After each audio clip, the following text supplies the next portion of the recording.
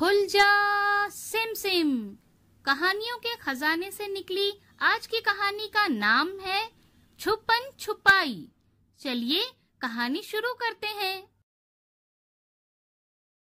जीतू अपने दोस्तों के साथ खेल रहा है। अब जीतू की बारी है 100 तक गिनती गिनने की। जीतू ने गिनना शुरू कर दिया। वीजू एक दरख्त के पीछे छुप गया। राजू एक कार के पास छुप गया। सुमन दरवाजे के पीछे छुप गई। अमन एक टोकरी के नीचे छुप गया। बीजू एक बड़े बैरल में छुप गया।